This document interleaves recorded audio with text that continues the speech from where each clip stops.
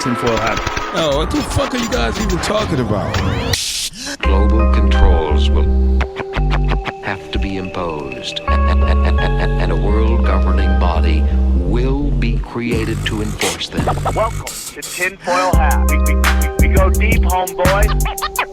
Aaron, open your mind.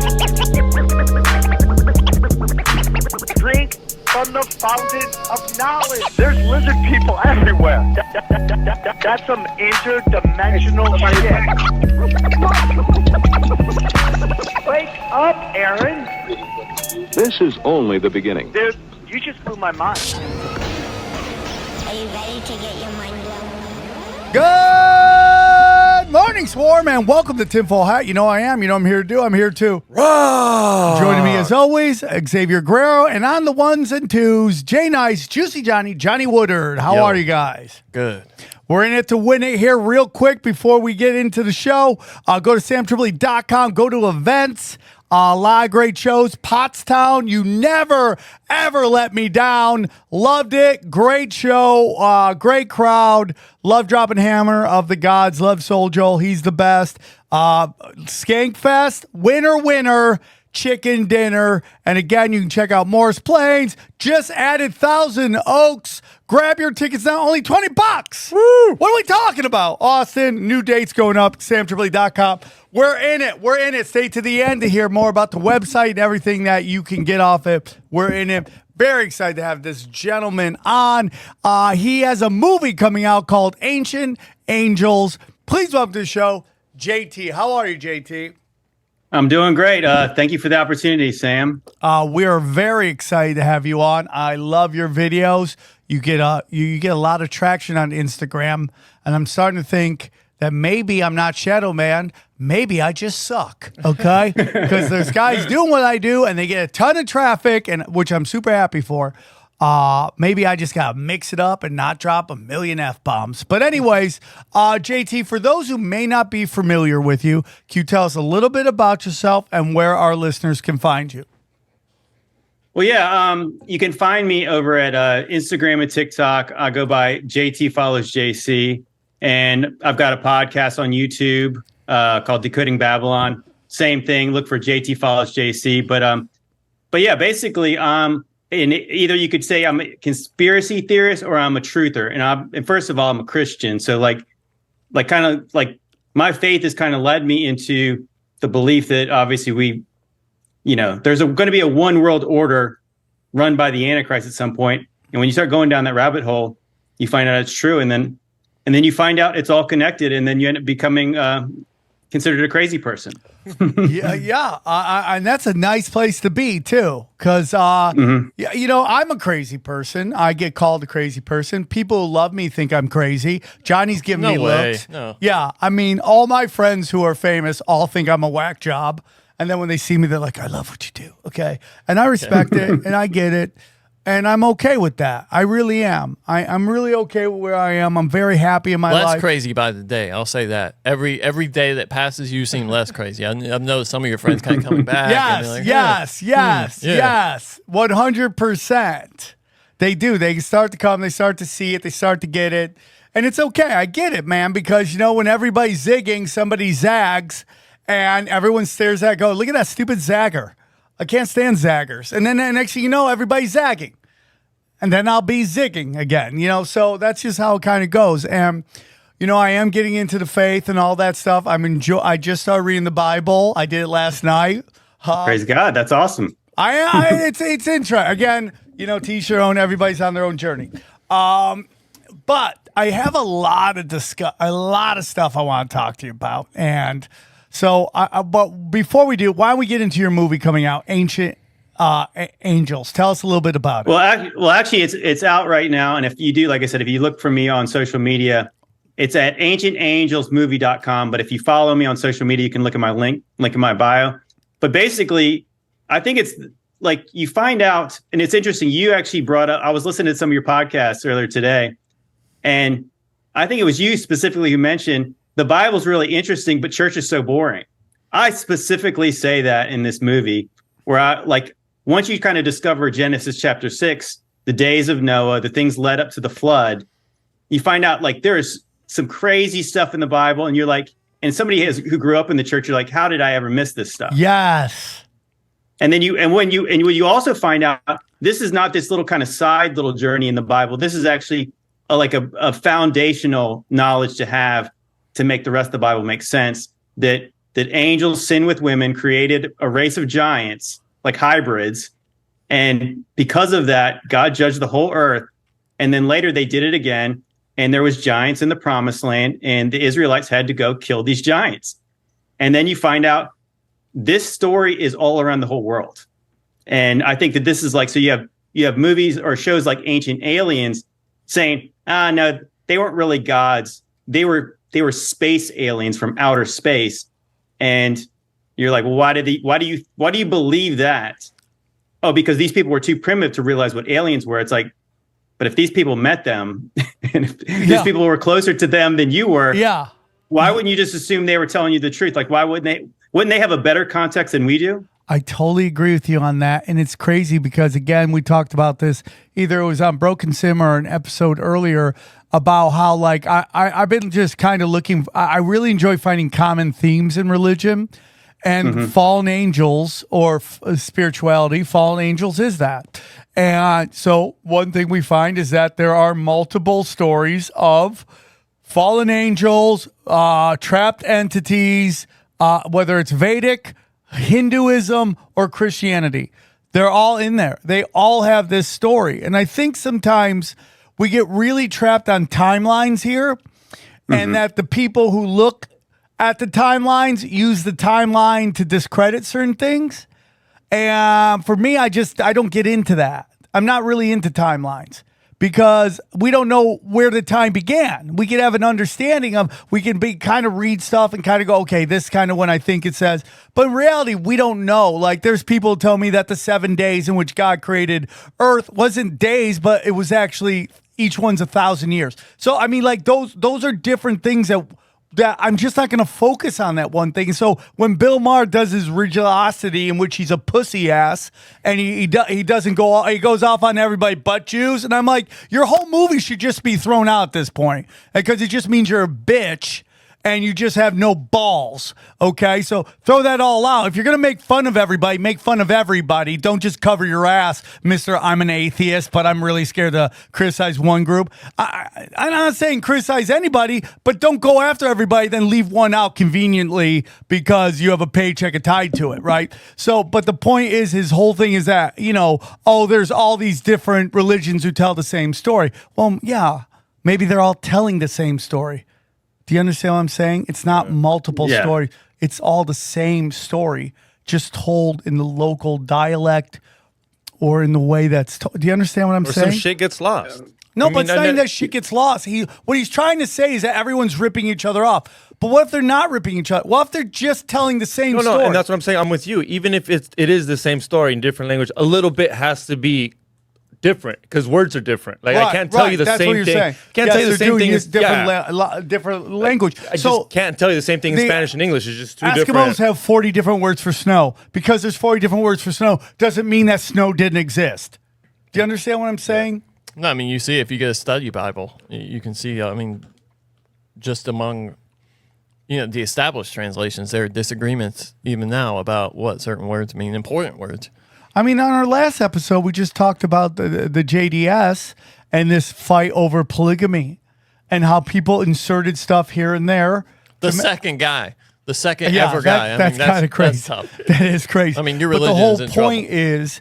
is that there's different, you have these people on the outside want to criticize stuff when they don't truly understand what is the discussion. Which I guess God, he had Satan, Lucifer. He was pretty high up there and pretty early on. He's trying to screw things up. So. Yeah, that I love that whole discussion. It's so interesting to me. And I'll have this discussion about, and we've had people talking about astrology. I'll have that conversation too. I'm open-minded to it all. So you're totally right. I did a joke on it on stage because I was at this room, this side room at the Improv, and it's notoriously known for being where comedy goes to die. It just has bad energy, right? And I was talking about the Bible and all this stuff, and everyone got really quiet. And I just go, it's so crazy to me that you want to like. You love Game of Thrones. You love Game of Thrones. You love, what is the other one that was the Dune?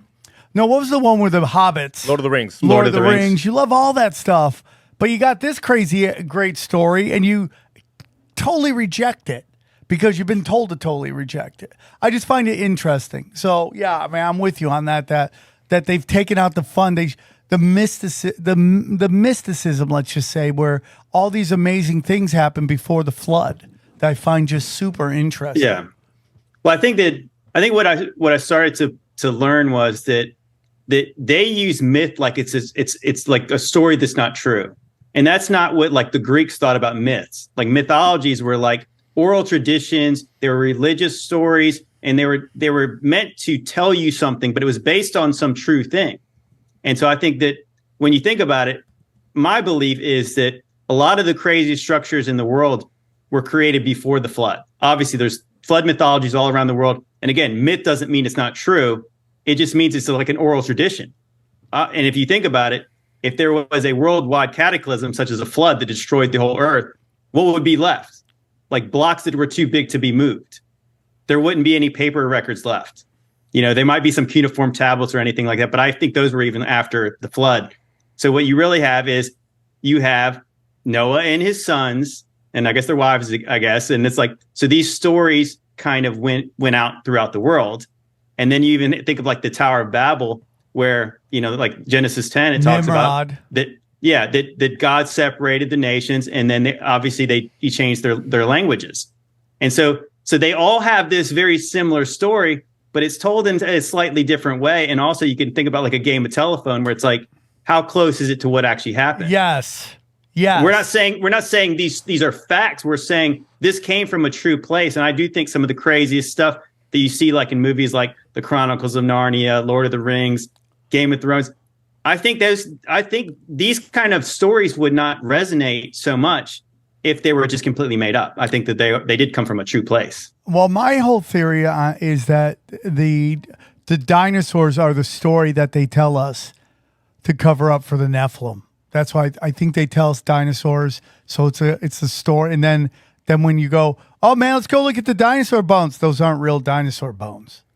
They get the real bones and then they hide them. That bummed me out so much when I found out that the statue, like the skeletons in the museums, were not real. As every boy loved dinosaurs, they're like 90% fake. Yeah, they're all. Yeah, I mean it's huge numbers are fake. So yeah, you're totally right. So you know, last night I was just had a time alone to sit there and think. So I said, okay, I'm just going through the Bible again, and then I'm going to YouTube to have explained to me if I can't. You know, I'm at the part where it breaks down the lineage. Okay. Mm-hmm. And so I'm going into this, and I would love to hear your thoughts on this. So Moses has 3 kids, right? Do you know their names? Shem? Oh, no, Noah. Noah had 3 kids, right? Shem. What were the other ones? Ham and Japheth. So, and Shem is kind of his descendants, if I'm wrong, create Christianity, Judaism, and Islam. Am I wrong about that? Well, you could say that what we know is that from Shem, you eventually get to Abraham. Abraham, you get to King David, and then you get to Jesus eventually. So obviously that would be like the Semites. Okay. And so then obviously then you have Ham is like pretty much all the biblical villains come from Ham's line. You have like the Cush, Egypt, Nimrod? And you have like the Canaanites. Okay. The Canaanites, which is the cursed group because they saw Noah naked, which is like, as a guy in recovery, I think that's very alcoholic behavior to be like got shit faced, passed out, and then start yelling at everybody. That's their fault. I've heard that story before in AA. I'll just tell you that right now. But that gets super interesting. But go on because I have a question. Let me say the story about the nakedness of Noah and Noah getting drunk after the flood. And it's funny because my brother said this too. It was like anybody who gives Noah a hard time for getting drunk after the flood, it's like, do you know what he just saw? He just saw all of humanity basically get wiped out. I think God gave him a little bit of a pass on, drinking a little bit too much wine from no, his it's vineyard. fine. Get shit faced. You did deal with some craziness. I get that. Yeah, he did see. But the interesting part is the wording, the way it's used to say that Ham uncovered Noah's nakedness. And so like what it really means is, I think if you go into Leviticus, like to uncover someone's nakedness was basically like to sleep with their wife. Because if you read what it says is he didn't curse Ham, he cursed Canaan. So Canaan was Ham's son. And so it's my belief that son Canaan was through incest with Noah's wife, his mom. Oh, so crazy, dude. I mean, because if you think about it, it's like it doesn't really make any sense, and it's also like why would he curse the grandson because he uncovered his nakedness? And it's like I said, if you go to Leviticus and they start talking about the law, that's what they're talking about. So it kind of makes sense, and it's also interesting if you think about all the biblical patriarchs and matriarchs, they don't mention Noah's wife's name in the Bible. I think there's a reason they don't. I think because she's not looked at too fondly by the people who knew her. So the third son is very interesting. His name is Japheth. Is it Japheth? Japheth. Japheth. And his descendants. Okay. Yeah, I think I knew where you're going. Okay. Are they Ashkenazis? Well, that was his. So that would have been, I believe Noah's grandson or great grandson. I can't remember. I'm sure. I think, it would have been Noah's great grandson had a son named Ashkenaz. And if you actually look at old biblical maps, there was a section of Europe called Ashkenaz. And it just so happens that certain people came from that region that people might know about today. Well, this is Sam speaking, not JT, but Turks, supposedly. And they listed right there, Khazaria. Yep. Yep. That's that's really interesting, dude. Any coincidence? And so what's interesting about that too is, so obviously if you say things about the Ashkenazi Jews, you get labeled anti-Semitic. Yes. If you look at the lineages, technically that's not Shemitic. They're not Shemitics because they're not from Shem's line. Yes, dude. You literally get labeled a racist, but it's like we're not even talking about the same thing. Yeah, you're totally, and nobody, you don't know it unless you read it and you start trying to put together you're like, hold on, who is this? And it's like, I spent like an hour just trying to figure, not an hour, but a while trying to figure out, okay, who is this? What is this lineage? This is Abraham's over here, but Ashkenaz is over here. Super interesting, dude. Well, it's like a lot of people talk about they get bored reading through the lineages in the Bible. When you actually pay attention, as you did, you find out, wait a minute, I recognize that name. And I did the same thing. And I did a little historical search about it. And I'm like, yeah, most of those people in Europe claim to come from Ashkenaz. And it's not even a secret. Yeah. But obviously when you bring it all the way to today, you get labeled, obviously, conspiracy theorist and a racist. But it's not racist. This is these are historical facts as we have them. Yes, dude. It's super crazy, man. And where do they move to? Europe. Each one of his sons settles a different area of the world. You think people just not notice it? Yeah. Because listen to what JT said. He went to church. He didn't even hear any of this stuff. Did you hear any of this stuff, Johnny? Growing up? No. Right? No, of course not. And then you get into why. Why don't you hear any of this stuff? That's what I'm saying. It's super interesting. Even if you're not even let's say you're whatever religion you want, it's an interesting read. And you start putting stuff together. And the thing, that it could be real, so why wouldn't you want to read it? Yeah. Yeah. Because even if it was a story and you told me about the story, I'm like, oh, dude, that sounds interesting. I want to read it anyways. But then you top of that. I think the flood changes the game. And even the scientists talk about, we've had Randall Carlson on talking about a great event, which flips everything basically. And it's all there. So you have science talking about it and you have religion talking about it. But yet people don't want to believe in any of this stuff. It's interesting, man. I love it. Well, at the very least, what you can say is like, even if you don't believe that Jesus is the Son of God and Jesus is coming back one day, you have to admit the Bible is a book that's changed this world. So like it's noteworthy just to read it. And obviously, I think that sometimes what I do as somebody who does look into the conspiracies and the truth, I'd like to know what the other religions believe in order to get an understanding of where they're coming from. And obviously, if you think about the stuff that's in our culture, like the stuff that gets put in our movies, like understanding the belief systems of the people that are making the content gives you an understanding of like what they're actually trying to say. Yeah, I love it, man. I could listen to that all day. I could study that all day. Hey, guys, real quick, I want to tell you about our friend James McMahon and Copy My Crypto. Let me tell you about Copy My Crypto. Guys, I want to tell you about our friends at Copy My Crypto. That's right, James McMahon and Copy My Crypto. Listen, everybody, we've seen so many people making ridiculous money in crypto, but did you know it's easy for you to do the same? The Copy My Crypto membership site shows you the coins that YouTuber James McMahon personally holds and allows you to copy him, okay? It's like having a big brother who knows what he's doing. You don't need to know anything about crypto or how to invest. You simply do what he does. So let me tell you about James. He runs Crypto with James YouTube channel, which despite heavy censorship has over 26,000 subscribers. Since 2020, he's told his viewers to buy 26 crypto coins. Had you put in $100 into each one, it went on to be worth $120,000. Of the 26 coins, his top pick of the year, a coin called Phantom, went up 692 times from when he said.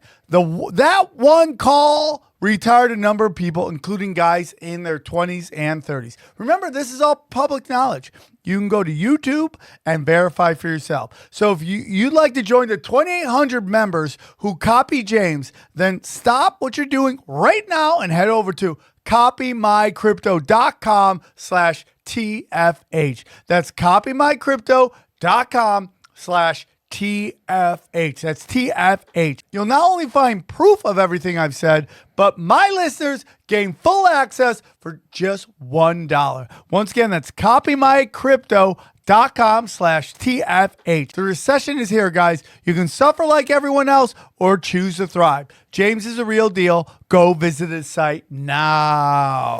And listen, man, I mean, I know some people are like, oh, Sam, they got you. No, I mean, just... Here's why I start to study this stuff. Because everything I know that the mainstream media tells me is an inverted version of reality. Everything. It's just across the board. I just see it all the time. Maybe not 100%, but it's pretty big. There is an inversion of everything. And the only religion that they seem to tee off on is Christianity and Christ. I mean, they make him gay, they make him white, they make him all this stuff. And I mean, you saw that video with Candace Owens, where she's like with these all bunch of OnlyFans and escorts, and one of them's wearing a cross. Yeah. And she's like, why are you wearing that cross? She's like, because it's cute. And then she has a shirt that says "Made in Hell," and she's like, would you do that with the Star Davis? Or would you wear a Yamaha? And no, it's all everything. A Yamaha? Did you call it Yamaha? Yamaha? Is it Hal Davis? The Star like that. Davis? Would you put a four-wheeler on your head? Would you wear the Star Davis and have a Yamaha on your head? But you see how imagine I showed up with that. No, you're totally right. You'd be like, "What? Are you Jewish right. now? You wouldn't let me hang around with the Star Davis. You'd be roasting me the whole time.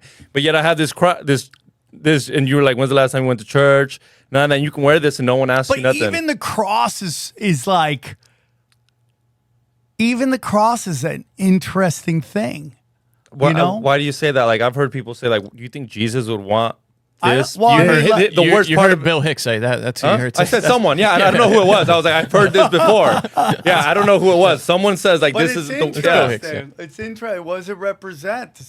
You know? I mean, some people think it's like, you know, he represents dying on the cross for our sins. Some people think it's, you know, certain organizations saying we got your guy. I'm not saying it's right or wrong. I never saw it like that. I'm not saying it's wrong or right or anything. I'm just saying we're having discussions here, right? I mean, this is what I think. What are your thoughts, JT? Well, I just think that obviously, I think that's when I started to when I really started looking at things. So, like Manly P. Hall, a famous Freemason, said that symbols are the language of the mystery. So you find out like that that the symbols mean something to somebody, obviously. And I think as a Christian, I can wear a cross and feel good about it, because I think what Paul says to the Corinthians, he just preached Christ crucified. So it's like, so obviously to know what he did for us, and if like God honors your heart, so it's like you think about it like that. I don't have any problem wearing a cross, but I don't know. There's certain things about like, but also you have like the Knights Templar. They used a cross for their symbol, and the Knights Templar were not serving Jesus, as if you've looked into it. So I think the same things, like symbols can mean different things to different people, but I do think that like it's important to understand what they do mean. So there's a lot. I love that you get into Christian conspiracies, because I think that's a very interesting stuff to talk about. And there's a lot of talk, and I'd love to hear your theories on. And if you don't believe this, we're just having conversations. We're just talking. We're not trying to insult your beliefs, even though this crowd is really a really good audience that goes along and doesn't mind these conversations a lot of times. I just don't want to get yelled at live events. Like occasionally some drunk mom will come up to, "That sound like Jesus." I'm like, okay, man, we're just asking questions here. But do you have any thoughts on a lineage of Jesus, and that there has been a giant push to demonize the Mary, who was called a prostitute, but in reality was the wife of Jesus, because at that time everybody got married. Right. Well, okay. So there's the Gnostic view, and I think that's like the kind of the Da Vinci Code. Now, talk about a conspiracy theory I don't buy, is that Jesus had a son, and then they actually hide these like the Holy Grail was not the cup. Like the Holy Grail is like the lineage of Jesus. I've read those stories, or like that's what that's supposed to mean. That Jesus has kids, and eventually there's going to be like a king who's going to reign in Jerusalem again, and who's going to be related to Jesus. I mean, like I said, I think that's like a Gnostic lie. And so if you don't know what Gnosticism is, it's like an inverted hermeneutic where the God of the Old Testament is the bad guy, the devil's the good guy, the serpent gives people knowledge. But I think that's a big trap. And I do think that it's just a way just to, I mean, if you really think about it, but the idea that they're going to have a king ruling in Jerusalem that's related to Jesus, that's what you call the spirit of Antichrist, because it's denying the divinity of Jesus, and obviously denying that he died for us and he rose again. So like they're going to try to say, oh, well, this guy's related to Jesus, so it's all good. When as a Christian, you should realize they just told you your faith means nothing. and this guy, so obviously it's completely against everything we believe. It's interesting, man. Yeah, well, and think about the people that peddle that theory too, that push that theory, at least in the popular culture. I mean, it's the whole Dan Brown, that whole Tom Hanks thing. I mean, those are the people who. You're right. In pop culture, anything Tom Hanks touches should be questioned completely and utterly. I mean, what a fall from grace that guy is, huh? It's like, it's funny you say that, because I don't think 98% of people know about what you're talking about with Tom Hanks. Well, okay, so the Elvis movie maybe did well. That was the last time he had a movie do well. But he plays a bad guy in the movie. He's been in some things that have done well, not just been in a movie. I mean, he's kind of doing more, what would you say, like art movies lately. But let's see. I mean, he's in no, that's not right. Let's just see his acting. IMDb. I mean, he was in Asteroid City. Yeah, that was a huge movie. He was in that Man Called Otto, which was, I don't think that did well. You're right. But Asteroid City did well. I mean, it was well reviewed. Yeah, I mean, it's a big movie. Yeah, but I mean, like Tom Hanks is. Anyways, it's not a big deal. Yeah, it's not a big deal. News of the World wasn't. Well, you know what's interesting is, if I can just tell you a little personal anecdote. So as the more videos I put out, and obviously the bigger my platform became, some people were saying I looked like a certain somebody who's not alive anymore, named Isaac Cappy. Yes. And so so I had this. So I said I really felt like I had made it on TikTok when I became a conspiracy theory that I was Isaac Cappy. Oh, really? Yeah. And so I started to look into a lot of that stuff, and obviously I'd heard of him before.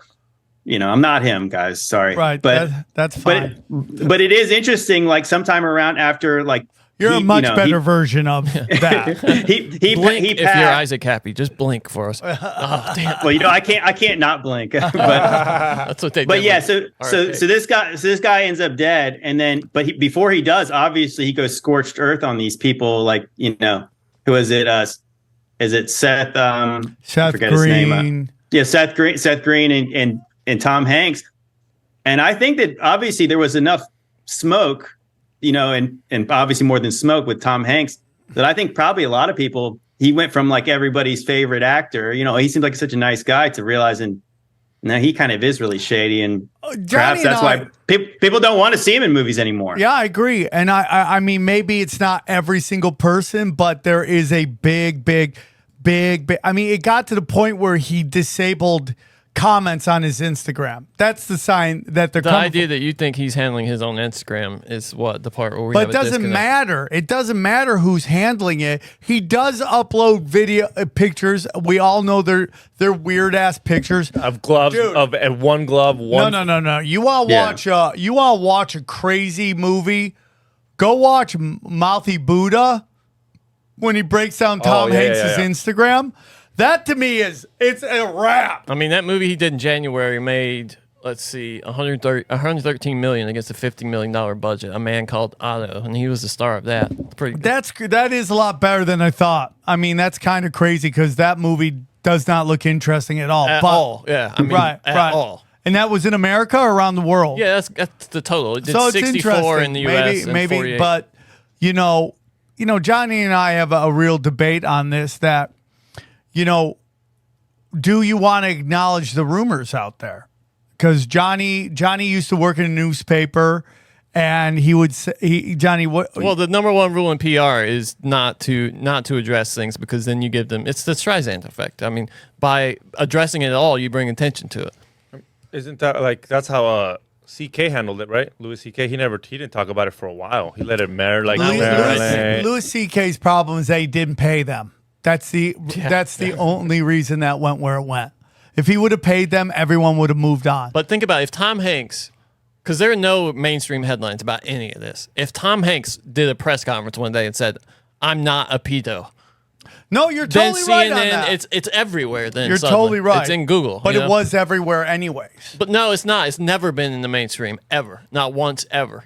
Okay, well, we say the same thing about Big Mike. It's like it's like Michelle Obama said, "Hey guys, honestly." Exactly. Stop with it. It would be all over. Yeah, it's not really all over, just all over our feed. Yeah, no, I get it. I get what you're saying, but I mean, a lot of people are coming. I mean, if it gets there on its own, then he would have to address it, I guess. Yeah. Okay. I find it interesting. Why would he put it there? He's got more heat than anybody who brings it up possibly could have. You know what I mean? He's the most famous person to have talked about it whenever he brings it up. You get what I'm saying? But he does know about it, though. I'm sure he knows that. Of course. That's what I'm saying. He moves to Greece, the one place where it's like, I mean... Yeah, that was super sus. Yeah. Super sus, bro. Everyone around him is attached to it in some way. I mean, he's on a boat that is owned by the Geffen, David Geffen. David Geffen's a creep. Who is has connections, weird connections to the smiley face killer, stuff like that. Oprah Winfrey, The Clock, hot dogs, all this. I mean, it's all shady ass shit. I mean, let's not forget his son. Well, his son's crazy. The rapper one? Yeah. Yeah. Well, let's not. Is he crazy because he grew up with the dad like that? Yeah. 100%. I mean, you could imagine what that guy, what he's seen and what he's had to deal with. Every parent who has a wigger for a kid is like, I didn't do anything.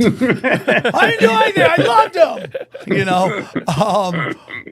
But yeah, it's super interesting, and it's just crazy. But the reason I want this kind of, we've gone on tangent. I'm sorry, because we want to get into your movie more. But for me, it's just like, okay, I know you guys have heard me say this 1,000 times, but it really is to me. It's I didn't get into it that much. Rogan asked me about why I'm getting into Christianity and all that stuff, and I painted a little bit. but we're at the end. If I'm blessed to ever go back, never, if I don't go back again, I've done it more than 99.9% of the population. So you can add another 9 to that. And I'm very thankful for it. So I could never demand anything. I'm just thankful that he had me on again. But I would get into like there is no other way to explain what is going on than God versus fallen angels. That is it. This is the only way to truly understand what we're up against. What is happening right now in Canada with that Nazi being recognized. Crazy.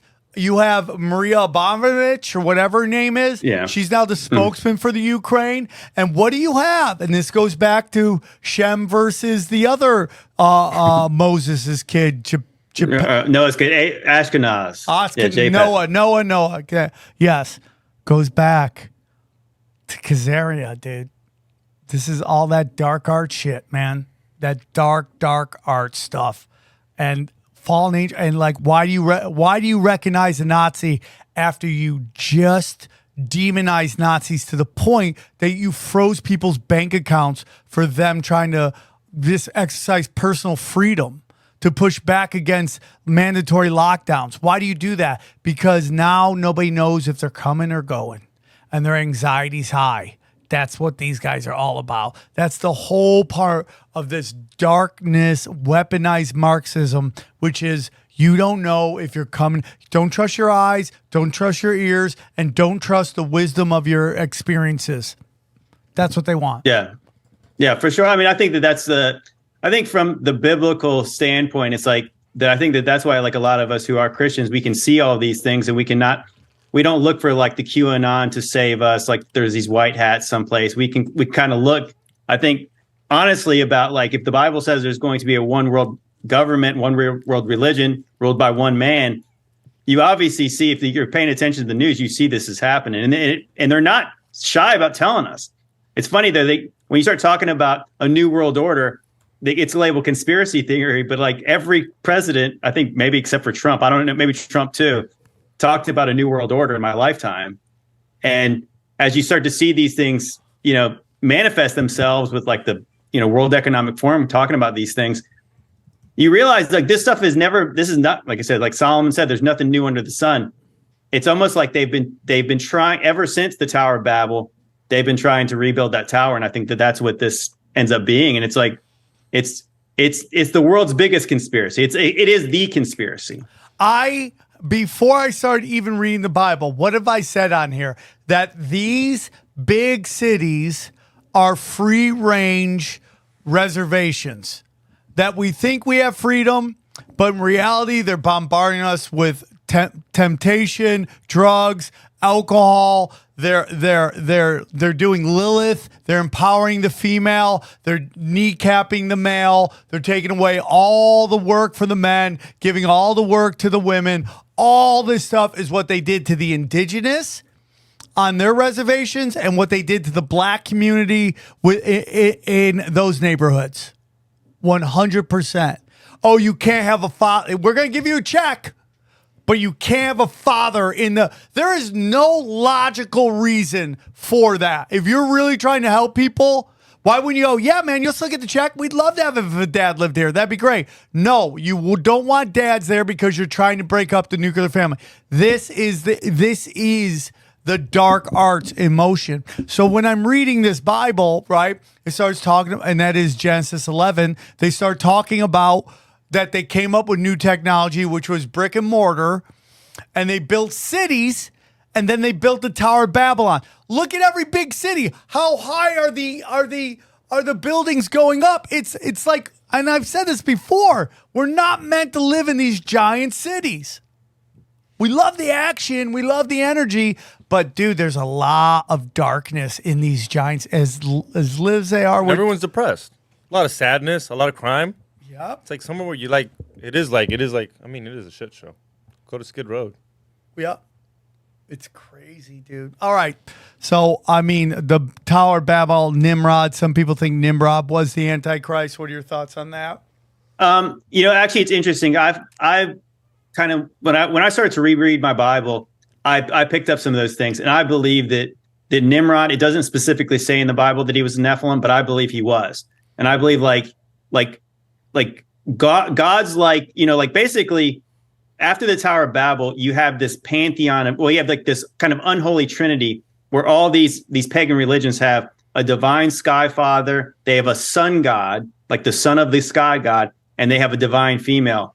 So just think like Leto, Zeus, and Apollo.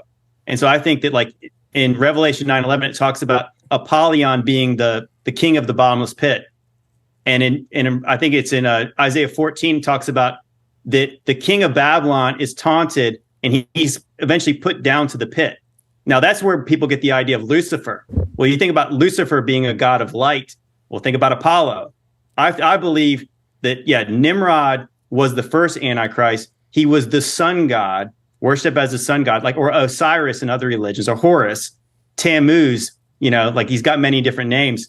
But I think at the end, yes, he is biblically, he's the spirit that's in the bottomless pit and will be, you know, at the end will be released and I guess basically use a man as a puppet to, I guess, reincarnate himself. Well, that gets into cloning too. Like there's a whole belief that some of this cloning is about giving these wandering Nephilim spirits a body. Whoa. Right? Like there's that kind of talk. Well, yeah, there's you know, it's interesting. And I was just reading this and we talk about this in the movie is the book of Enoch.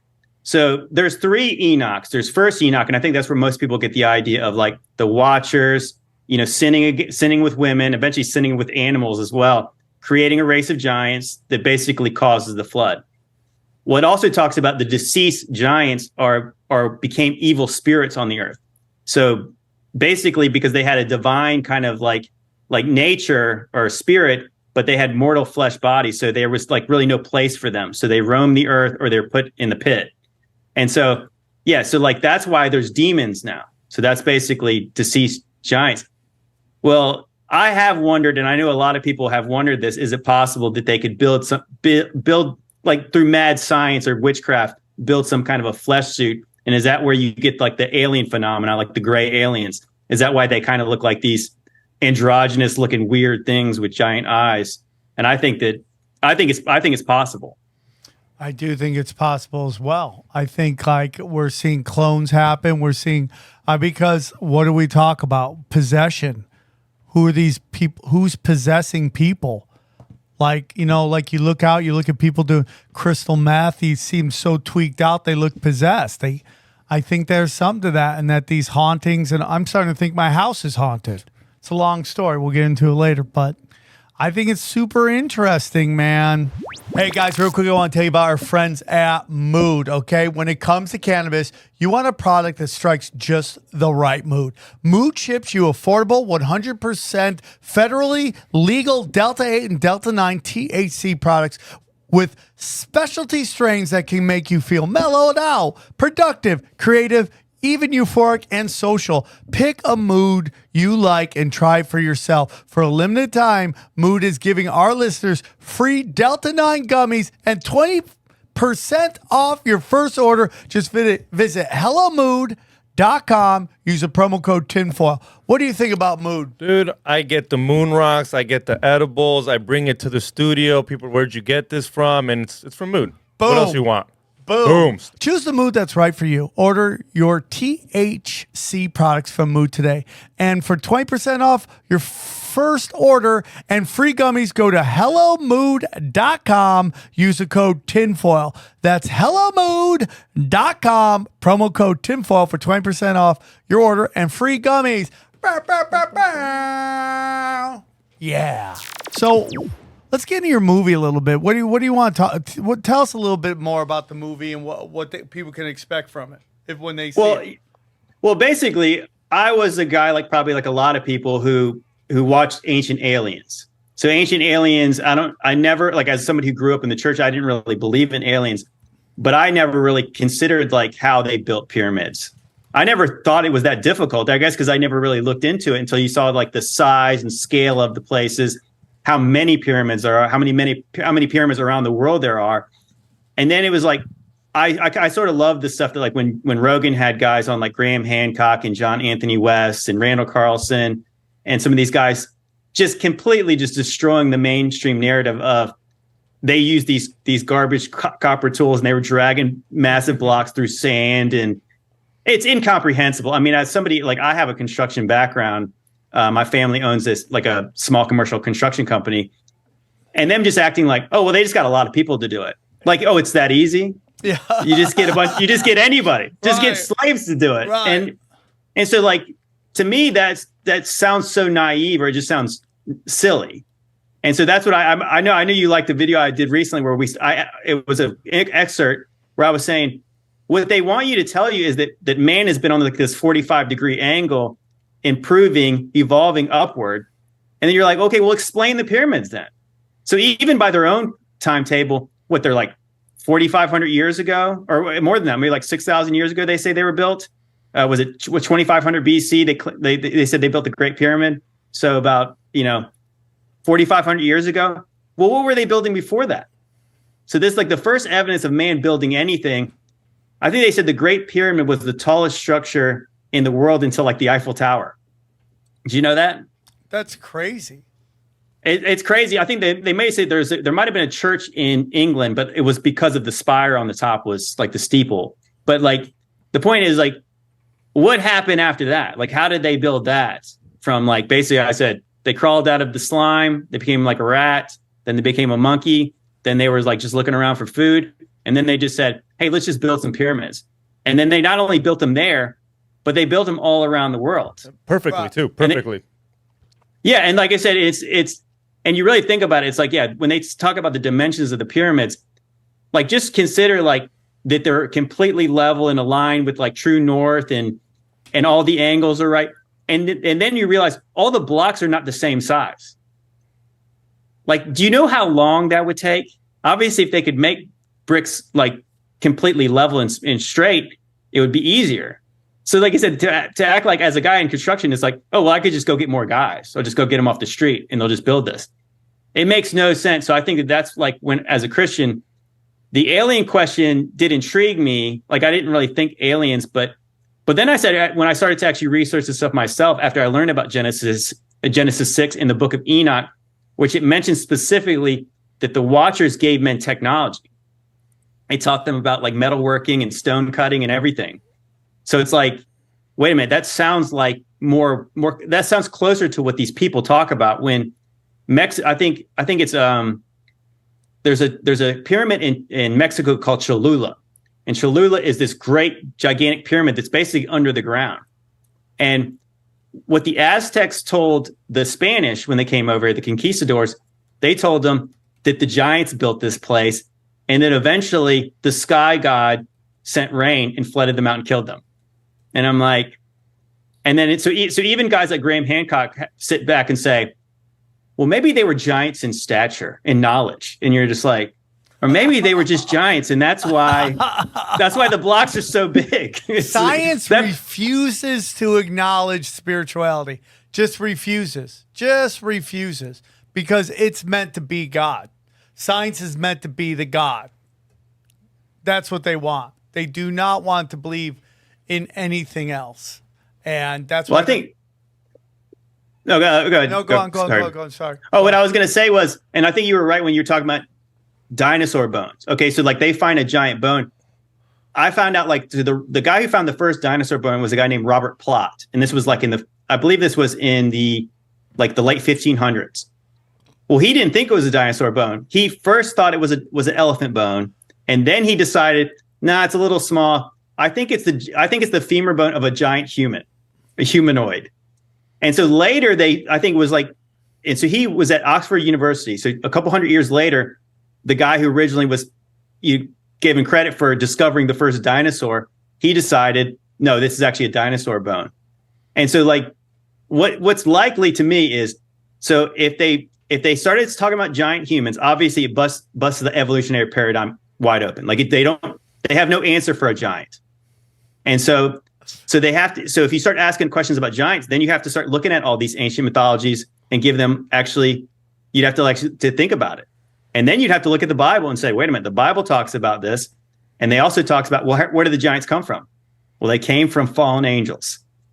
And so if you think about it, and it's my belief that just like Paul says, we wrestle not against flesh and blood, we wrestle against the powers, the rulers, the authorities, the cosmic powers. You'd have to start talking about the people who still run this place. And I think that's why it's no to even talk about this stuff. Yeah, I agree. And, when you get into, who is the king of this realm, and you get into that Satan, now everything starts to make more sense. Everything starts to click. Everything. Why? The whole question is, when you don't really know the answer of who is the real ruler of this realm, and you ask, well, why does God allow these things to happen? Well, it's because Satan is in charge of this realm. That is why these things happen. This goes back to what we were saying about Eve being a 304, right? And how much of that is real and all that. Meaning, like, was Cain Adam's kid? Was there something else going on? I mean, like, these are discussions. Now, some people think that's just a ruler. That is just, a rumor and made up. But it's interesting, dude. Like, why does God accept the gifts from Abel but not from Cain? There's a lot of interest. Well, I would say, like, actually, it was funny. I just was talking about this on a live stream yesterday. So if you believe what the Bible says, Genesis 4:1 says that Adam knew his wife. And, obviously, biblically knows somebody. He had sex with her, and then she became pregnant with Cain. Now, what is fascinating, which a lot of Christians who don't really think too much about it, they think that there was Adam, Eve, Cain, and Abel, and there was nobody else on earth. But it says right after Cain kills Abel and is sent away, he goes and founds a city, and he finds that he gets married. So, like, he went and built a city. Who are the other people that were living there? I think there's yes, because even when Noah sends his sons out to populate the earth, who do they hook up with? There's got to be something out there, right? I mean, well, I think based on after the flood, you can draw lines that there was enough, like, these people lived long enough and they could repopulate the earth. But I do think it's interesting, like, before, it's like there was a lot of rebellion against God. Obviously, it led up to the flood. But I mean, I said it doesn't. I think that a lot of Christians, they believe the Bible, at least they claim to, but then they don't believe anything else could be true besides the Bible. It's like, obviously, I judge the other things based on what the Bible says. But, like, obviously, there's two things can be true at one time. Obviously, the Bible can be true, and obviously other things can be true. But you have to understand, like, again, like, if you believe oral traditions are correct, I mean, you have to as a Christian, because we know that if Moses wrote the book of Genesis, he wasn't there. So, like, obviously he does not have all the details of what happened. Even the Bible says, to test all things and to, I think, hold on to that which is true. To attempt to prove them for yourself. Yes, I find all that super. I love it. It's such, and here's the whole thing. I know there's some people that maybe are more agnostic into conspiracies. I totally get it. But this, again, like we say, every time we have a conversation with someone on the show, is there a piece of the puzzle? Do we get a piece of the puzzle? And does that piece of the puzzle click in really easy? And when you start talking about fallen angels, Nephilim, all that stuff, it starts to make sense. All this starts to make sense. And how these Nephilim and these fallen angels become the pagan gods.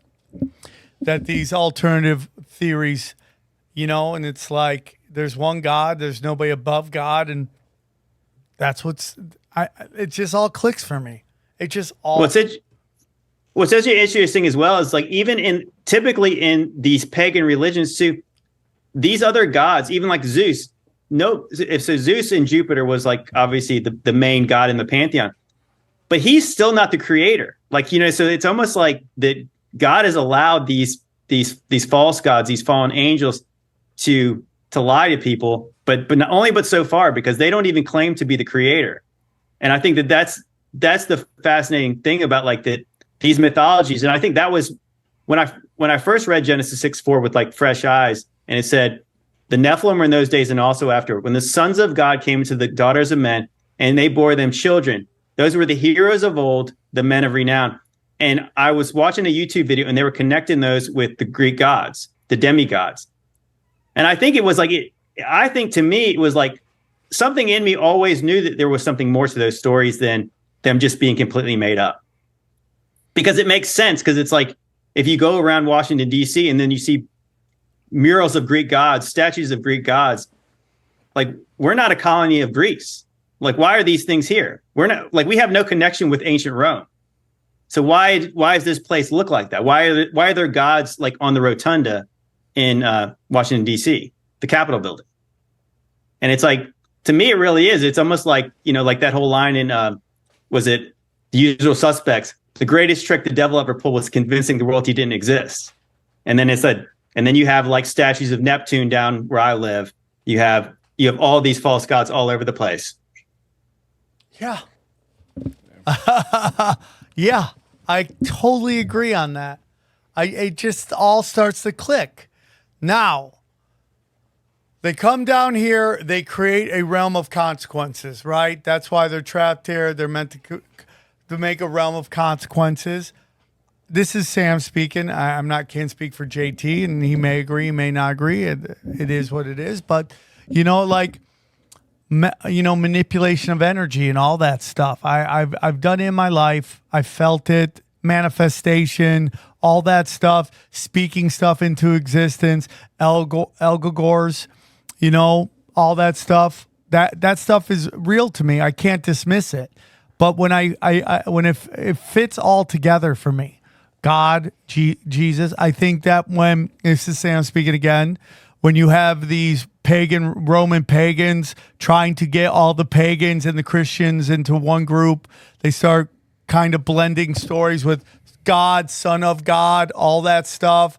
That to me, that starts to click with me and how that represents. But when and this is where I could lose a lot of people. But when the fallen angels come down and teach the forbidden knowledge, they teach astrology and what the stars mean.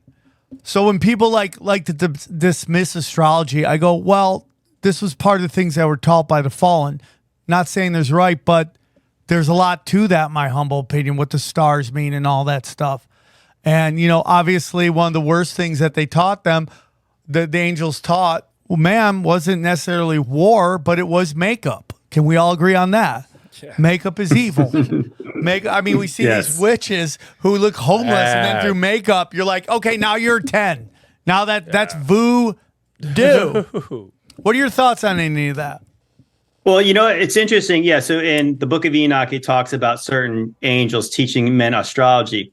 But what's interesting, I read a book this past year called The Mystery of the Mazzaroth. And if you look carefully in the Bible, there's astrology in the Bible, but it's not this. It's kind of like, just think of everything that God's done. The devil has tried to twist it in some kind of way.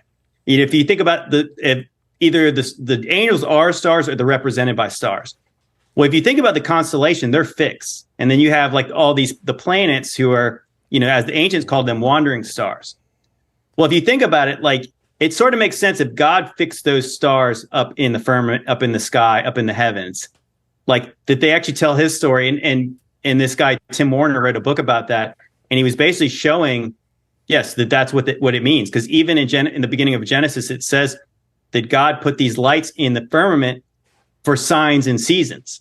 So if you think about it, he put them up there for signs. And I wanted to read this verse, or this little passage. I didn't know that. Yeah, if you read this in the Psalms, it didn't even register with me. Wow. So he read this in the Psalms, and he was saying that the heavens declare the glory of God, and the sky above proclaims his handiwork. Day to day pours out speech, and night to night reveals knowledge. There is no speech nor words whose voice is not heard. Their voice goes out throughout all the earth, and their words to the ends of the world. And it says, in them he set a tent for the sun. So you think about like tents, so obviously what sign you're in based on where the sun goes down. So he's saying a tent for the sun, and it says, in which comes out like a bridegroom leaving his chamber, and like a strong man runs to course with his joy, and rising to the end of the heavens is the circuit to the end of them, and there's nothing hidden from its heat. And so like I started to understand like that this story actually does tell the story of God's like promise and ultimately through Jesus. And And I'll do you one better is that Revelation 12, everybody knows Revelation's kind of insane, especially even people who do study this stuff. There's lots of things that are debated. We can't really know. But in Revelation 12, it talks about great signs in the heavens, and it's telling the story of when Jesus was born. And it talks about a woman clothed with the sun, with 12 stars, with her feet, with the moon at her feet. And then there's a dragon ready to devour the devour the child. And then it was like, so somebody who's not understanding that it is talking about the zodiac or the Mazzaroth doesn't really understand what it means. But what is fascinating is, guys I've read, basically you could pinpoint with all the other, I guess, historical things to determine when Jesus was born.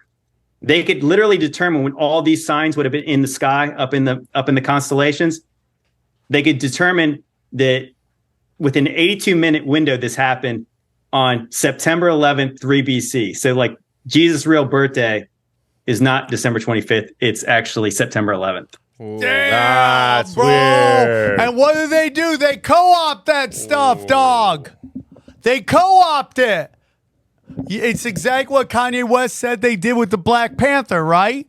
They created the Black Panther, so when you Google Black Panther, the old revolutionary group never comes up. You got to go to page 10,000 before you get it. So now if you talk about 9/11, you never talk. Wow. That's what everything. Well, it's like, you just think about it. It would be just like if the Bible says is true, that the devil is the ruler of this world. Wouldn't it make more sense that we would celebrate December 25th is basically the rebirth of the sun? If you know, again, about astrology, it's about the sun god. And so so on the real birthday of Jesus, it's a national day of mourning now. And on the day that we're supposedly giving up presents that have nothing to do with him, we're celebrating the sun god. You know who else did that? Was Walt Disney. They say he did that with Frozen. Because you know how he froze his body? And then you type in Frozen now, his whole conspiracy about him freezing himself is gone. Well, it's just all frozen. Frozen is total sorcery, by the way. Oh, you've seen it. You had to see it, yeah. Dude, I have daughters. You don't think we watch Frozen? And you don't see me going, oh, look at this, man, trying to make witchcraft cool. You know? Yeah. And manipulation of energy, I do believe in that, but that's just straight. You watch these YouTube shows for kids? You got a guy trying to teach you how to do magic and all, like, not just like, hey, this card out of nowhere, but like conjuring shit. And you're having kids do that? You have kids do that? Are you watching the stuff before they watch it? What? Are you watching whatever? No, what do I got, 1 million hours on my hand? I don't know. You know? I mean, it's just crazy, dude. And it's nuts. But when you get into that, because if you study Christmas, right? So the story of Nimrod, right? The story of Nimrod, he lives a long life. He dies. His wife wants to convince everybody he's been reincarnated as his son, and she uses a tree that's grown out of a tree stump as this is the return of Nimrod. And guess what that has led to? Christmas trees. People putting Christmas trees in their house is a salute to Nimrod. That's some crazy shit, dog. What's interesting, too, is what you're saying. That story sounds very similar to Isis, Osiris, and Horus, where it's like that Isis, that Horus is killed, chopped to pieces. She puts them back together, except she can't find the one piece. And then the one piece ends up being like symbolic of like an obelisk. And that's why like you have like these, like even in Washington, D.C., you have the Washington Monument, and then you have like the rotunda, the big Capitol building with like almost like a pregnant belly. Whoa. And bro, I just did this, only conspiracies on Rockfin. And I mean, this guy blew, let me see if I can get his name real quick. He just blew my mind, dude. And he was getting into the numbers. He's getting into the numbers. Like OnlyFans numbers? No, like, no, not OnlyFans. I was like, what is wrong? There's a fucking surge in What's sales. What's wrong with you? OnlyFans numbers.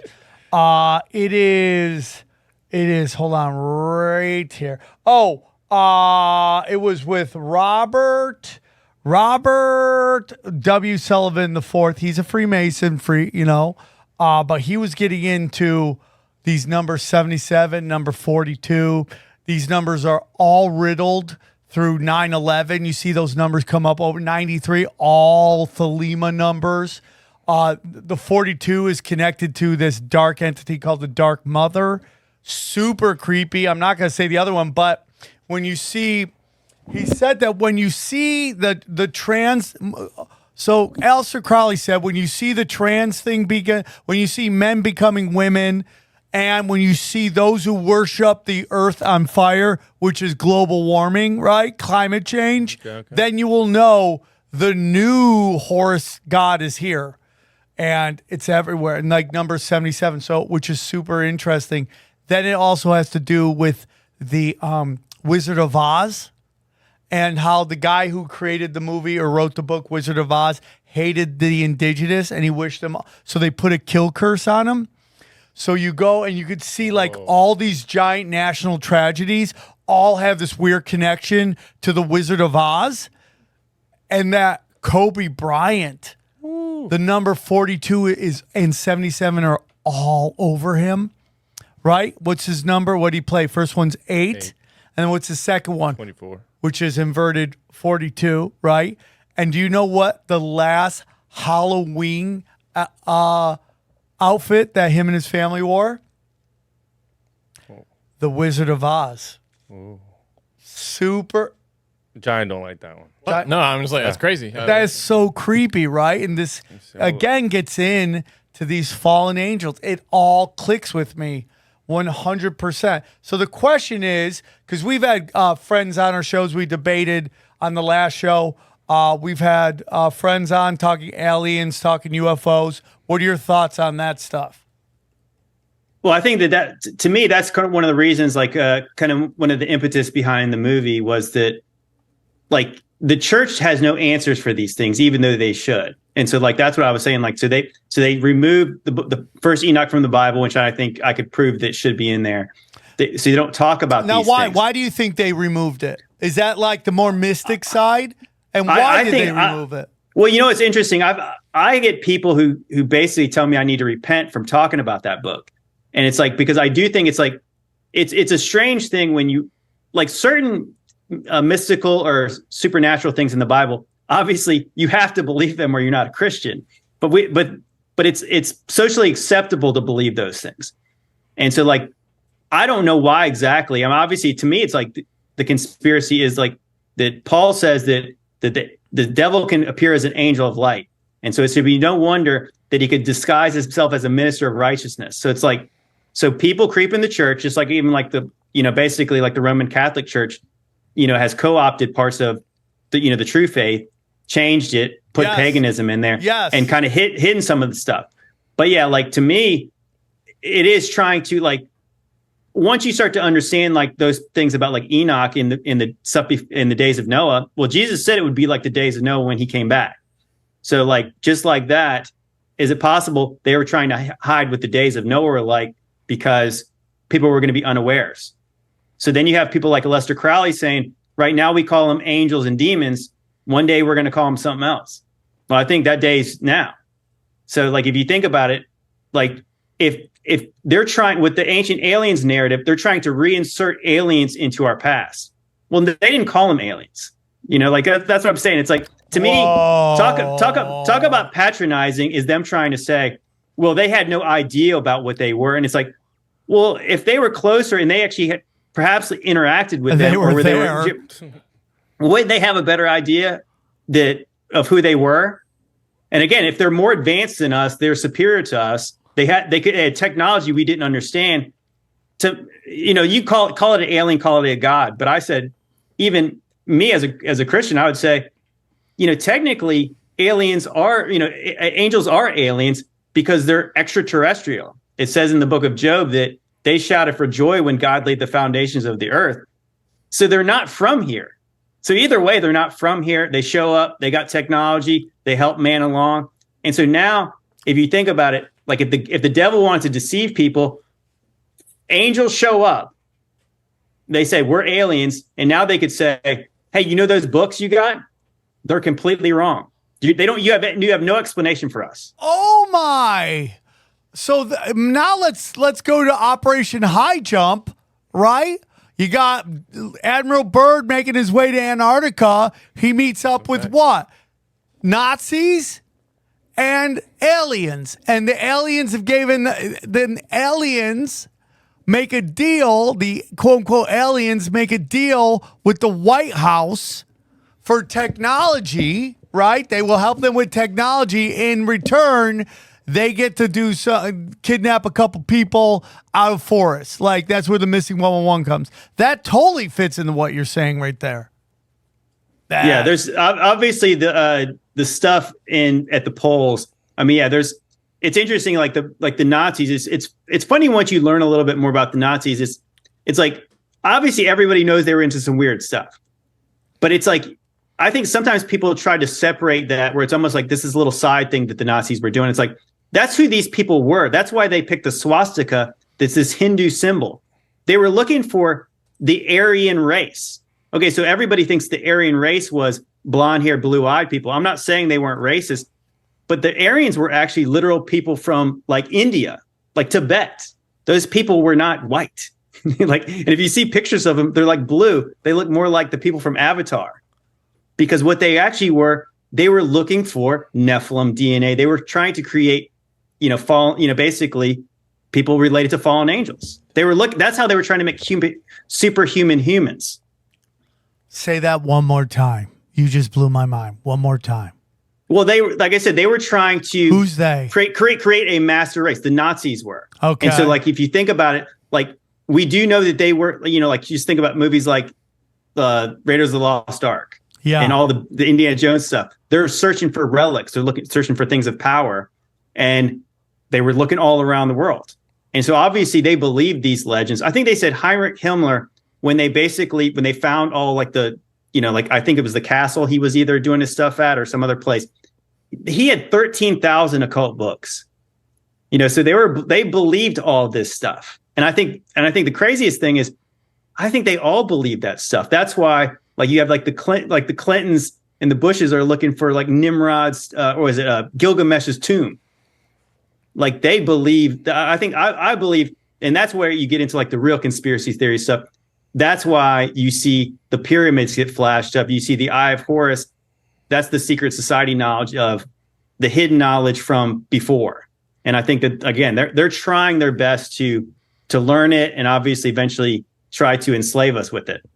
Yeah, I totally. Going back to the angels, them having wings is probably just to fucking make it seem unreal.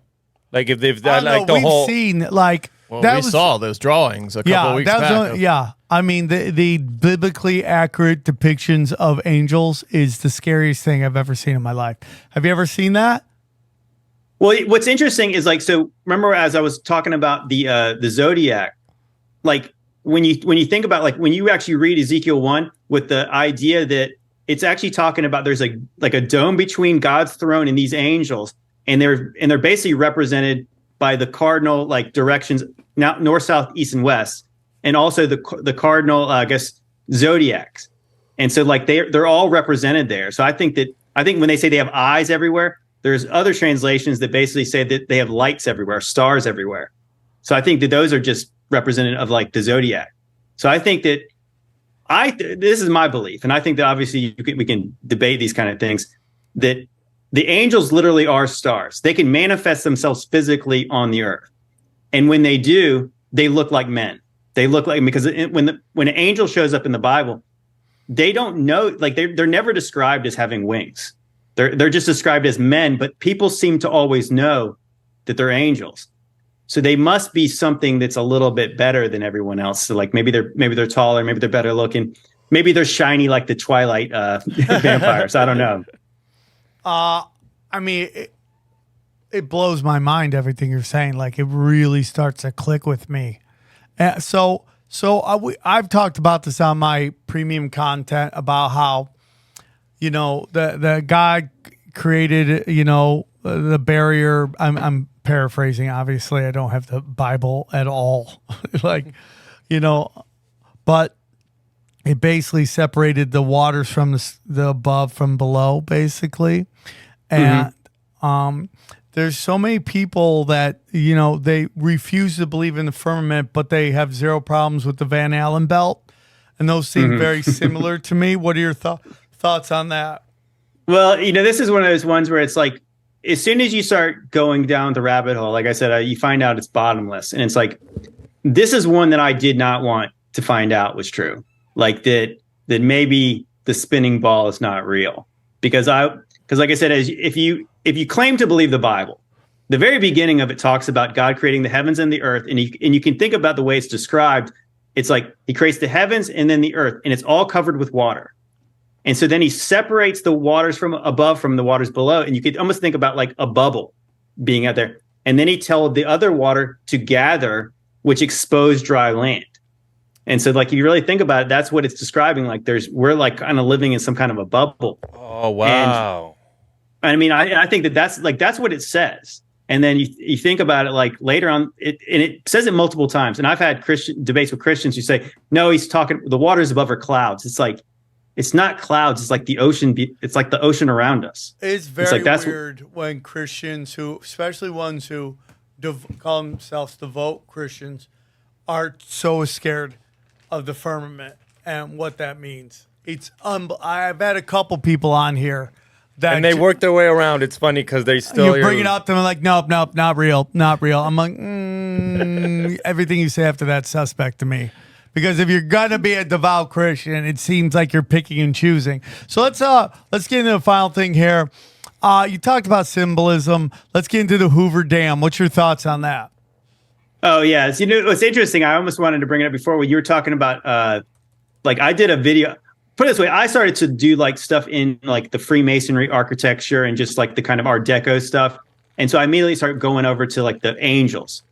And so like, you know, if you don't know this, obviously there's a memorial on the Hoover Dam that starts talking about, you know, like there's a weird plaque and there's two crazy looking angels. And there's kind of almost like this Freemasonry looking symbol with like a star map. And I remember just like when I first made a video about that, like I was really just saying like, what it is weird. These angels are weird. Why are they there? They are weird. They are really weird. And they look very ominous looking, you know, and they're sitting on black cubes. And as I started to go through like the symbols, you know, you have like a star map that literally delineates like the time or denotes the time where the dam was dedicated. And it's just you were saying about 93. So the dam was dedicated on 9:30 a.m. on September 30th in 1936. So you got 9:30, and you got 1936. And the crazy thing is that the dam was. Well, you had 93. I think when you say 93 was a number. No, yeah, it's a huge number with Thelema. Yeah, so you had 93, and you know what's crazy? So I know a lot of people talked about like there's potentially thought that the Hoover Dam might be like the next shoe to drop, like after 9/11, and then they have the $50 bill conspiracy. Well, the two roads that intersect at Hoover Dam bypass are 11 and 93. Huh. So there's that's strange, but what I really got to is when I was really like looking into like the Hoover Dam stuff was you have these two angels and you have this memorial plaque and you have a man doing a very kind of strange pose with like lightning and water over him. And it says they died to make the desert bloom under him. And so talk about this one. Yes, absolutely. Yes. It says they died. And if you look at it, he's holding his hands weird. He's actually got wheat over his hands.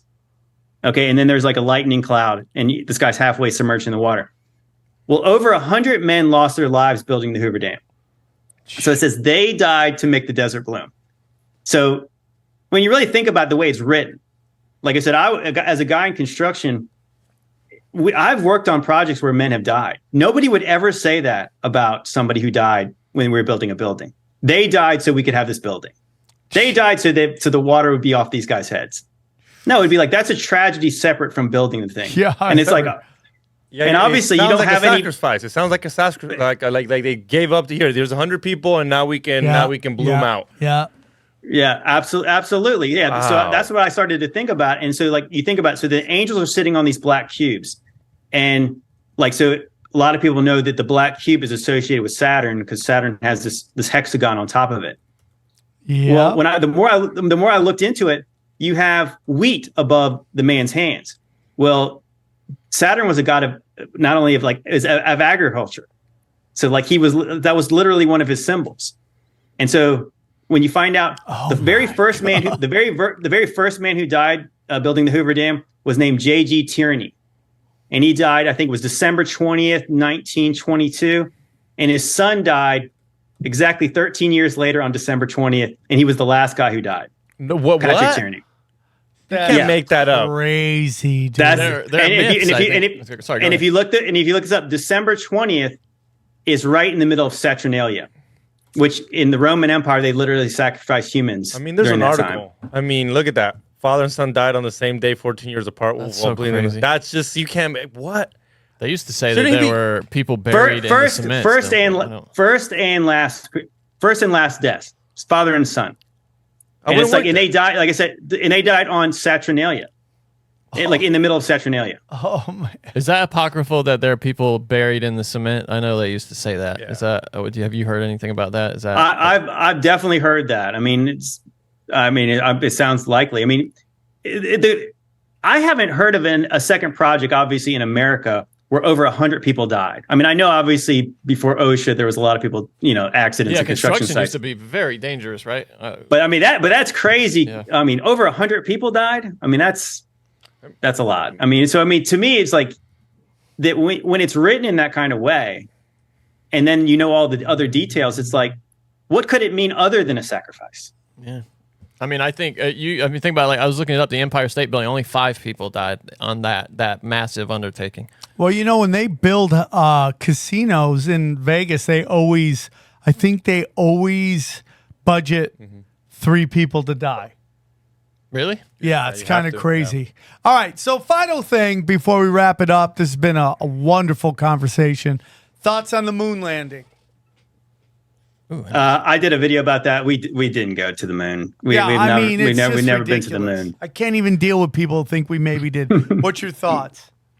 I think that I did a video and I clowned on all the things that don't make sense about the moon landing, about obviously Richard Nixon calling the moon with the landline phone. I know they said he connected with the ham radio, but whatever. It's still stupid. like they have live video of the moon. I mean, think about that. Obviously, you think about that. If they had correspondence during Desert Storm, the delay would be 5 seconds. You can't they can't even have a conversation. This guy's calling the moon from his office, and then you also have just the idea the video. Who took the video from the moon? Yeah, who took the first step out from the lander? And I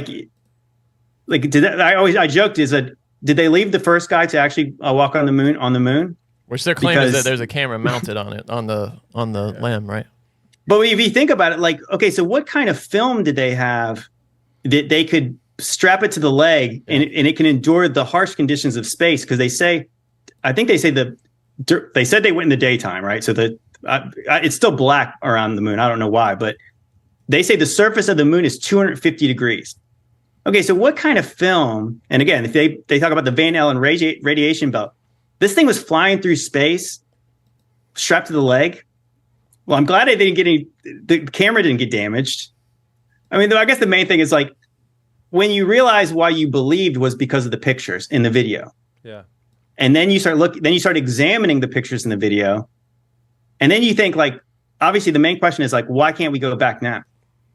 And it literally makes zero sense why we can't go back now. If we could do it in 1969 when it's so dumb.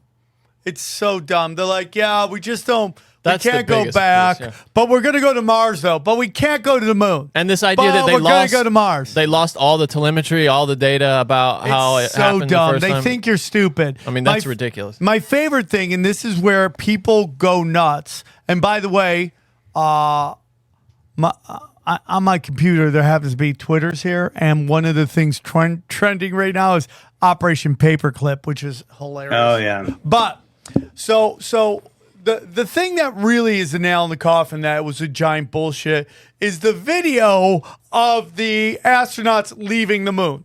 Oh, yeah. And so you go watch this and tell me how this happens, and then idiots will be like, they'll put up a link. This is Bob Johnson. He was the guy who basically ran the camera as they were leaving the moon. And you're like, by their own admission, there was at least a couple second delay. He could not run that in real time, even if you want to believe that's real. Does it move? Does the camera move? It follows it perfectly. It pans up. Yeah. Oh yeah, it pans up. It pans up. Yes, and that's not. And there's created, like weird sparks. and that's not created after, right? It's not like a wide shot that they cropped to make it look like it's panning. It's like that's crazy if it pans. I'm looking at Watch it. It's just the most dumbest shit. I know what Johnny means. Johnny means it was a big wide end, and that they try to make it small. Yeah, no. And then on top of that, Johnny, no, it does pan. Yeah. If you actually watch it, you can see it do this weird, tiny little like this, which it looks a lot like it's on like some kind of rope, and it's kind of like, swinging in the air. And back then you wouldn't have cared because you're like, they're going to watch it for 2 seconds. There's no rewind button. There's no nothing. We can get away with it. It's quick. I can barely notice it. Dude, so much of what they got away with before is because there was no internet. And it's so funny because they keep bringing back these old guys that used to run all these great psyops, like they have any kind of magic. You're like, they were running psyops when no one could fact check them. Yeah. That's why they were so good at it. You bringing back Henry Kissinger, he wouldn't know how to fucking send an email if you put a gun to his fucking demonic head. He wouldn't even know what he's doing. What are you talking about here? Crazy. JT, this is great, man. Great conversation. Thank you so much, man. One more time, tell them where they can find you. Yeah, JT follows JC on all the social media apps. I've got I'm big on TikTok and Instagram. You can find me on YouTube if they don't ban me anytime soon. I got a podcast called Decoding Babylon. But my movie is called Ancient Angels, and it's called at ancientangelsmovie.com. And yeah, it's available. Yeah, I appreciate you putting that up. But yeah, obviously, if you enjoyed any of the conversation, obviously we get into lots of that, and obviously even more. And Lord willing, we're going to make this into a series. So we got part 1 and 2 already, but like I said, the goal is to make more. Yeah, I'm with you. This is great. I can't wait to watch it. It's one of my favorite subjects. It's very much what I'm into. Guys, again, go to SamTripoli.com. Grab the tickets. Pottstown, Las Vegas, Morris. Oh, yeah, we already did Pottstown. My apologies. Morris Plains, Thousand Oaks. Grab those cheap tickets. Watch Daddy drop some hammer. Austin, we're about to add. Dallas is there. We're at Batavia. We're about to add Cleveland. We're about to add Indianapolis. We're about to add St. Louis. We're about to add all the dates. Grab them now. Again, check out our affiliates programs. These are people I love. Work with them personally. Good friends of mine. Most of them are good friends of mine. And you can get discounts on that. Check out the premium content. Rockfin.com. Cash Daddies is great there as well. If you're looking for financial advice. And then you can get on my social media there and listen to my audio and watch my videos. All at SamTripoli.com. Now, sit back. Enjoy these highlights from some of my other podcasts. Here's a clip from the latest Broken Sim. I don't even know if anyone's keeping track of the comments of the year. Mark, write that down. Mark, old thinks English. JFK wasn't assassinated. This is his new theory. Okay. Billabong, is that how you say that? That's skater brand. Is it Billabong from San Jose State?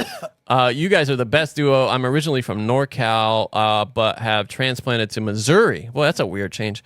Your banter and everyday stories bring me back to Cali life. Love you guys and hope you take the leap of faith to live a better life outside of Gavin's communist Cali. I mean, dude, people want me to leave Cali so bad. Yeah, really, nobody's wanted somebody out of a state more since, like, I don't know what, Hitler in Austria or something like that. I mean, they really want you out of here, bro. Yeah, I mean, I don't know where to go, though. Z-Bear says, oh my God, dude. Sam, I love your open mind, but you got to stop believing everything every guest tells you all the time. A lot of subjects contradict each other, Anunnaki or fallen angels, for example. I want to address this. Johnny, you make me laugh almost as often as Sam. Well, that's a high praise because Sam's the funniest person I know. I got to know what percentage you two are on board with Flat Earth. You guys have a great dynamic and make a great team. Keep fighting. Dude, what you are missing here is that the whole conceit of that show, the whole design of that show is to, when the person is being interviewed, is to take everything they say at face value, take it seriously. And that's how we get to the bottom of their beliefs. It's an exploration of the ideas of the guest. Johnny. We're not here to shoot people down. Yes. I mean, unless they say some really, really outrageous stuff that I like when Aleister Crowley's a hero. Isn't a pedophile, right? I mean, it's just unbelievable. But the whole point is that so the whole point of the show was that when I was before I started Tinfoil Hat, I was getting all these arguments with people about conspiracies, and they would just scream and shout at me and not let me talk. And then I would also watch Eddie Bravo on Joe Rogan's, and those guys would just triple team him, and he could get. I go, yeah, poor Eddie. You know what? I'm just gonna let people talk. And Art Bell later on, when people send me all these Art Bell clips, you realize Art Bell did that too. Whatever you're gonna say, we're gonna assume for the time you're on the show that's real and help you present that information the best you can. And by the way, fallen angels and Anunnaki do not contrast each other. They are the same thing. So that's all I gotta say. I'm with you. Sorry, what was I looking up there? I got distracted. Oh, talking about how we met. Sam put out a call probably 2015, 2015, for people to help edit the Punch Drunk Sports news. We used to do this news thing, which was just a collection of random people that wrote blog posts for the website. And before, it was just a free-for-all. Everybody just throwing shit up there, random shit. I mean, it was a mess. And I was like, I worked as a journalist, and I had plenty of free time. So I was like, hey, I'm happy to help edit that. And I treated it very seriously for a couple of years, editing it. And, there are a couple of people that actually went on to do real work, I think. Hey, make your dreams come true. It's cool. And then, what was it? There was something. Oh, you needed or wanted some help with the Patreon for Punch Drunk when that first started, and journalism was dying. I mean, just in the doldrums right then. It was getting more focused on how many clicks can you get, not on actually doing journalism. So I was like, I'd always wanted to live in California, moved out here. I just with no guarantee of anything, honestly. Johnny, your dream came true, the move to the gayest area of planet Earth. Congratulations. But dude, if you grew up where I did, dude, it was just, it's a totally different, they say, change, move around. It's good to move, I think, and see different things and know how people yourself leaving LA? Yeah, of course I could. Yeah. If it gets this $8 gas. I've always wanted to live in New York too. I still do. I would city? Just for maybe a year or something like really? that. Maybe. Just every time I'm there, I'm like, this is cool to be able to just pop down. I like Chicago. I could live in Chicago 100%. Chicago's great. Yeah, Chicago used to be the only city that nobody ever complained about living there. Hey guys, you guys know Tinfoil Hat's for the people. We want people to live a better life and get stuff in positive vibrational stuff in their life. So we want to tell you about some of our affiliate programs real quick. We got Wise Wolf, Gold and Silver. If you're looking for precious metals, these are the best in the business, okay? I'm part of this Wise Wolf package program. I spend a certain amount of money every month and they send me precious metals and I love it. It's a great way to get ready for the financial collapse. We have AquaCure hydrogen brown gas. Listen, we've talked about before. If you want to look younger, it's a great way. Check it out. You click the banner. You use the promo code Tinfoil Hat. Our friends at Harley Ray candles and crystals. Go check it out. If you use Swarm 15, you'll get 15% off. They got candles. They have click on it real quick. Sage. Crystals. They got crystals. They got everything you might need. And all you gotta do is use the promo. Look at that one right there. I want to get that aqua blue. I should just ask them to send it to us. Aqua blue at $55 promo code Swarm 15, you get 15% off that. Very excited to be working with Tim James over at Chemical Free Body. That's right. Get 5% off all of his products, everything he's doing with the promo code Tinfoil Hat. I love his vitamins and nutrients. I take them all the time. They are the best, and it helps me get my body going. And if you're looking to lose weight, let's say you're a busy dad, busy mom out there, go check out Joel Staley. He's helped me lose weight. He's got a whole program to lose weight, get in shape, all that stuff. Just click the banner and use the promo code Tinfoil Hat, 3 words, and you can get in shape. It worked for me. It can work for you. Hope you guys enjoy these, and check out the highlights. We go deep, homeboy. Aaron, open your mind. Drink from the fountain of knowledge. There's lizard people everywhere. That's some interdimensional shit. Wake up, Aaron. This is only the beginning. Dude, you just blew my mind. Tinfoil Hat.